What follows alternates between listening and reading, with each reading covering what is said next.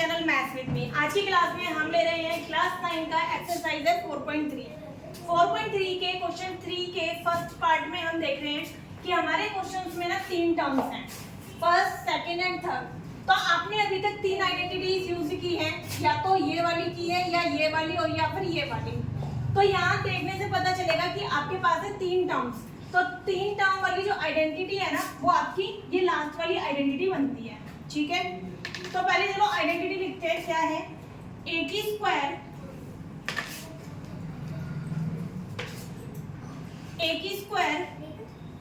Plus B square plus C square plus 2ab plus 2bc plus 2ac। ठीक है, ये वाला देखो फैक्टर की फॉर्म में लिखा हुआ है यहाँ पर। ठीक है, आपको क्या करना है, आपको एक्सपेंडेड फॉर्म में लिखना था, तो मैंने एक्सपेंडेड फॉर्म वाला यहाँ पर से फॉर्मूला उतार दिया। अब आपके क्वेश्चन में जो ए है वो ये है p, b हो जाएगा 3q और c हो जाएगा 7r।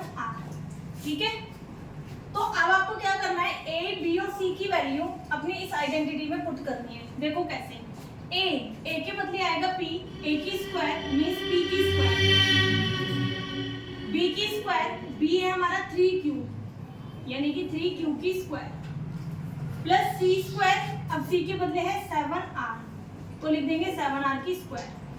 अब ओपन करेंगे इस वाले पार्ट को, 2ab तो 2 आया आइडेंटिटी से, आएगा a के बदले है हमारा p, फिर आएगा b के बदले आएगा 3q। क्लियर? अगेन इस वाले पार्ट को ओपन करेंगे, 2 आया आइडेंटिटी से, b 3q और c आया 2ac, सॉरी b और c 7r प्लस, अब ये वाला पार्ट ओपन करेंगे, 2a की वैल्यू है p और c की वैल्यू है 7r। क्लियर?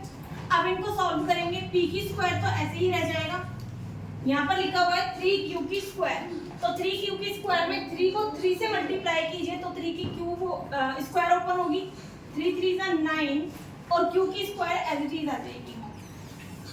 क्लियर है?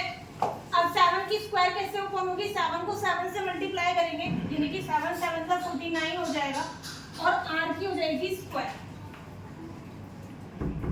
क्लियर? अब इस वाले पार्ट को देखो, जहां पर 3 में मल्टीप्लाई का साइन है ना, ये एक ही टर्म बनती है हमारी। ठीक है, ये वाली एक ही टर्म बनेगी, ये वाली एक टर्म बनेगी और ये वाली एक टर्म बनेगी। तो अब इनको मल्टीप्लाई करके लिखेंगे, 3 2 6 6pq 6pq। ठीक है, अब इस वाली टर्म को ऊपर करेंगे, 7 3 जा 21 को 2 से मल्टीप्लाई कर देंगे तो 42,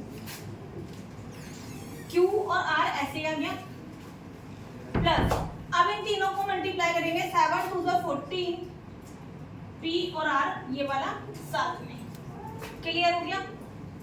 अब देखो आपस में आप इनमें से किसी को भी सॉल्व नहीं कर सकते क्योंकि सबका जो वेरिएबल है ना वो डिफरेंट है, तो डिफरेंट वेरिएबल कभी सॉल्व नहीं होता, तो यहीं पर आपका ये आंसर हो जाएगा। क्लियर हुआ? आगे बढ़ते हैं क्वेश्चन नंबर सेकंड में। क्वेश्चन सेकंड में भी टर्म तो हमारी 3 ही है, यानी कि एक a है, एक b है और एक c है, 3 ही टर्म है, तो आइडेंटिटी तो हमारी ये वाली लगेगी। लेकिन एक थोड़ी सी प्रॉब्लम ये है कि हमारी आइडेंटिटी में दोनों में प्लस था जबकि यहाँ पर माइनस है। इसका मतलब अगर मैंने ये बोला कि ये टर्म मेरी a है, ये b है और ये c है, तो b एक्चुअल में यहाँ पर माइनस का है। क्लियर? तो चलिए पहले आपके लिए आइडेंटिटी को थोड़ा मॉडिफाई करते हैं। आइडेंटिटी हमारी है a माइनस लेना है हमें b प्लस c की होल स्क्वायर। तो जहां जहां अब आपका b आएगा ना, वहां पर आपका साइन चेंज होता हुआ चला जाएगा। ठीक है, देखिए स्क्वायरिंग में कभी फर्क नहीं पड़ता, क्यों नहीं फर्क पड़ता वो देखो, जब मैंने लिखा माइनस बी की स्क्वायर तो इसका मतलब minus B multiply minus B हुआ होगा, बी स्क्वायर और माइनस माइनस प्लस, इसीलिए ये 3 तो कभी चेंज होते ही नहीं है, चाहे a माइनस में हो, चाहे b माइनस में हो या c माइनस में हो, ये आगे के कभी भी चेंज नहीं होंगे, इनका साइन चेंज नहीं होता। तो ये c स्क्वायर हो गया। क्लियर? अब देखते हैं आगे, देखो अब आपको ध्यान रखना होगा बी का, जहां बी आएगा वहां 2 मिनट के लिए पॉज लेना। देखिए 2ab बी आ गया ना, तो अगर मैंने लिखा +2 इंटू ए इंटू माइनस बी, क्योंकि बी के बदले में क्या लिखना है, माइनस बी लिखना है, तो माइनस प्लस माइनस हो जाएगा, तो ये वाला साइन चेंज हो जाएगा, तो हो जाएगा 2ab। क्लियर? या सिंपल लैंग्वेज में आप ये कह सकते हो कि जहां जहां बी मिलेगा वहां आपका माइनस आ जाएगा। ठीक है, तो यहाँ अगेन बी आ गया, तो अगेन यहाँ माइनस आ गया। यहाँ देखिए यहाँ कोई बी नहीं आ रहा, तो ये प्लस में ही रह जाएगा। तो इस तरीके से जो भी टर्म आपकी माइनस में आएगी उसके हिसाब से आप अपने फॉर्मूले को चेंज कर सकते हो। क्लियर? आप फॉर्मूला पुट करते हैं, ए स्क्वायर यानी कि 3x की स्क्वायर प्लस बी स्क्वायर यानी कि माइनस 2y की स्क्वायर, सी स्क्वायर मीन्स 4z की स्क्वायर माइनस 2a, a के बदले में आ गया 3x, b के बदले में आ गया माइनस की जरूरत नहीं है क्योंकि यहाँ पर माइनस वहीं से आया है। फॉर्मूले में चेंज करने के बाद आप अपने क्वेश्चन में चेंज मत करना। क्लियर? अब इसको लेंगे -2bc, माइनस आया आइडेंटिटी से, 2 इंटू बी आया हमारा 2y इंटू सी आया 4z। क्लियर? अब लास्ट वाली टर्म रहती है 2ac, 2 आया आइडेंटिटी से, a है हमारा 3x इंटू सी है हमारा 4z। तो मैंने क्या करा, a b और c सबकी जगह वैल्यू रख दी और उनके साइंस के साथ में। ठीक है, अब ओपन कीजिए, 3 की स्क्वायर ओपन कीजिए तो 3 3 का 9 और x की स्क्वायर एज इट इज आ गई, 2 की स्क्वायर कीजिए 2 2 का 4 और y की स्क्वायर एज इट इज आ गई, 4 की स्क्वायर कीजिए 4 4 का 16, z की स्क्वायर आ गई। क्लियर? अब अगेन देखो ये तीनों टर्म मल्टीप्लाई में है ना, तो इनको मल्टीप्लाई करके आपकी नई टर्म्स आने वाली हैं। 3 2 का 6, 6 2 का 12, 12xy, 4 2 का 8, 8 2 का 16, तो 16z और x, 3 2 का 6, 6 4 का 24 और ये x और z साथ है। क्लियर है? चलिए अब देखते हैं क्वेश्चन नंबर 4। क्वेश्चन 4 में आपसे पूछा गया है इट इज एन आइडेंटिटी। आपको एक क्वेश्चन दिया हुआ है और पूछा गया है कि अगर आप इसे सॉल्व करोगे इस वाले क्वेश्चन को तो क्या एक आइडेंटिटी फॉर्म होगी। तो देखो क्वेश्चन को देखने से ये पता चल रहा है कि अगर आइडेंटिटी फॉर्म होगी ना तो वो यही वाली आइडेंटिटी बननी चाहिए। ठीक है, यानी कि आपका क्वेश्चन इस वाले फॉर्मेट में निकल के आना चाहिए। अब देखिए सबसे पहले ये पता चल गया कि फॉर्मूला तो ये वाला लगना है, लेकिन हमारे पास जो फॉर्मूला है ना वो है प्लस और प्लस का। लेकिन जब आपने देखा अपना फर्स्ट वाला पार्ट तो इसमें सी हमारा माइनस का है। ठीक है, तो एक काम करते हैं, पहले ना इस फॉर्मूले का एक्सपेंडेड रूप लिखते हैं, होगा क्या। तो देखो a प्लस बी माइनस सी की होल स्क्वायर। अब जहां पर आपका c होगा ना वहां आपको माइनस कर देना है बस, और कुछ नहीं करना। आगे वाला कभी चेंज नहीं होता क्योंकि स्क्वायरिंग है। तो a square plus B square plus C square, ये तो चेंज होगा ही नहीं। क्या चेंज होगा, जहां पर c आएगा तो देखो c यहाँ पर आएगा, c यहाँ पर आएगा, तो ये दोनों माइनस में हो जाएंगे। क्लियर? तो ये 2ab ऐसे आ गया, 2bc माइनस 2ac। तो मैंने इस वाले पार्ट की आइडेंटिटी बना दी। अब आ जाइए इस वाले पार्ट के लिए, a माइनस बी प्लस सी का होल स्क्वायर। अब यहाँ पर जहां जहां b होगा ना वहां वहां माइनस आ जाएगा। तो देखो अब की बार b मेरा यहाँ पर है और यहाँ पर है, यानी कि ये दोनों टर्म तो माइनस में हो जाएंगी, बाकी का सारा प्लस में रहने वाला है। तो देखो आगे वाला तो चेंज होता ही नहीं है, a square plus B square plus C square, b आएगा ना देखो क्योंकि b माइनस में था, तो जहां जहां b होगा वहां माइनस का, तो ये वाला माइनस का हो गया 2ab, ये भी माइनस का हो जाएगा क्योंकि यहाँ पर भी b आया हुआ है, यहाँ भी नहीं है ना तो ये प्लस में रहेगा। आ रहा है समझ में? क्लियर है? थर्ड वाला ले लें। अब की बार थर्ड वाला थोड़ा ध्यान से बोलना पड़ेगा, C दोनों ही माइनस में है, तो जहां B अकेला आ रहा होगा वो माइनस में, जहां C अकेला आ रहा होगा वो माइनस में, लेकिन जहां B और C दोनों साथ में आ गए वो वापस प्लस हो जाएगा। ऐसा क्यों, जरा आइडेंटिटी में देखते हैं।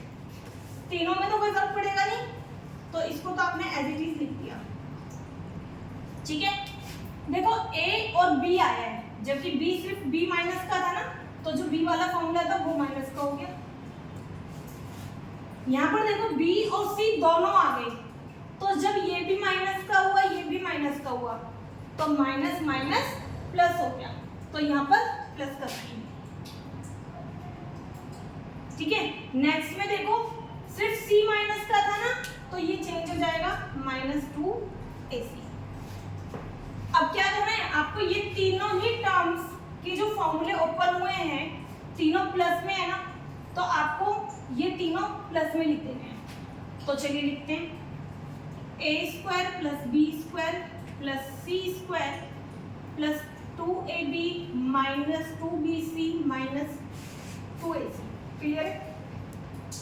अब इस वाली लाइन को लिखेंगे a² + b² + c² - 2ab - 2bc + 2ac। Clear है। तीसरे वाला फिर से आ गया, वो भी प्लस में जाएगा, तो a² + b² + c² तो आ गया एज इट इज, ठीक है, -2ab + 2bc और -2ac। क्लियर हो गई ये चीज, पता लगी है क्या किया है मैंने, पता चल रहा है, ठीक है। अब इक्वल टू में जो ये वाला पार्ट है ना, इसको आप लिख लेना, मैं भी नहीं लिख रही हूँ, मैं नेक्स्ट वाले उसमें लिखूंगी, ठीक है।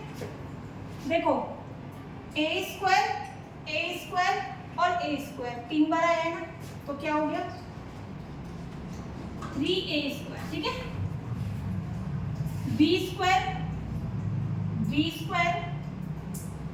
और b² 3 बार आया है, सेम c भी 3 बार आया होगा ना, ठीक है, तो b² भी 3 बार हो गया और यहाँ पर c² भी 3 बार। कोई दिक्कत तो नहीं है इसमें। अब देखो ab वाली टर्म देखो, 2ab कहीं और आया, 2ab ये आया, एक बार प्लस में है एक बार माइनस में, कट गया, ठीक है। क्या कहीं और भी है 2ab?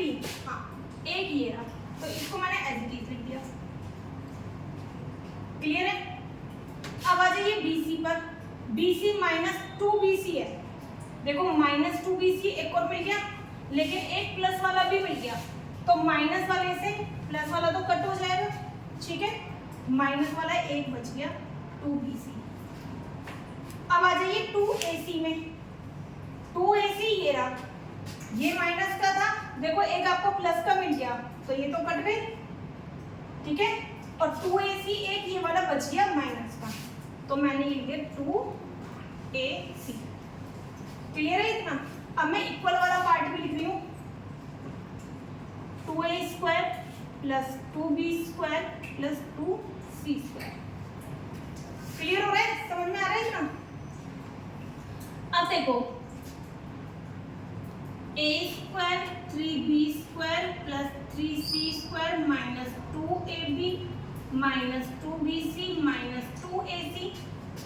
ये मैं राइट हैंड साइड से ना लेफ्ट हैंड साइड पे लेके आ रही हूँ, तो ये माइनस का हो जाएगा ना, फिर ये भी जंप करके आएगा, तो ये भी माइनस का हो गया, और ये भी माइनस का हो जाएगा जब ये इधर जंप करके आएगा। क्लियर हो गया। अब देखो 3a² और 2a² प्लस माइनस माइनस 3 में से 2 को माइनस करोगे तो 1a²। क्लियर, मैं सिर्फ a² लिख देती हूँ। सेम 3b² 2b² है, 3b² में से जब 2b² माइनस करेंगे तो 1b², सेम c² का हो जाएगा c²। क्लियर। अब ये 3 टर्म्स बच गई, इनको लिख देते हैं अभी, 2ab 2bc - 2ac, ठीक है। अब जरा पहले टर्म्स, अभी के लिए ना साइन भूल जाओ, सिर्फ टर्म्स देखो, टर्म्स आपके आइडेंटिटी से मैच करती हैं।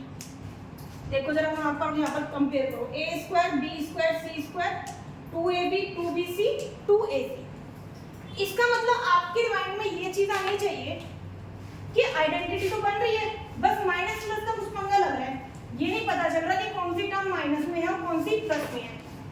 तो बेटा देखो नहीं बनेगी आइडेंटिटी, बताओ क्यों नहीं बनेगी? आपकी तीनों टर्म माइनस होने का मतलब क्या है? यहाँ ए और बी अगर मैंने मान लिया तीनों टर्म माइनस में फॉर एग्जांपल, तो जहाँ ए और बी साथ में हो जाएंगे तो वो प्लस में हो जानी चाहिए थी। मेरी बात समझ में आ गई? अगर सिर्फ ये दोनों माइनस कर लोगे तो जहाँ ये दोनों साथ में आएंगे वो प्लस की हो जानी चाहिए थी। अगर सिर्फ ये दोनों माइनस की लोगे ए और सी, तो जहाँ ए और सी साथ में होंगे वो प्लस की होनी चाहिए थी। अब आप कह रहे हो कि तीनों में से कोई माइनस की नहीं है, तो इसका मतलब तीनों प्लस की होनी चाहिए।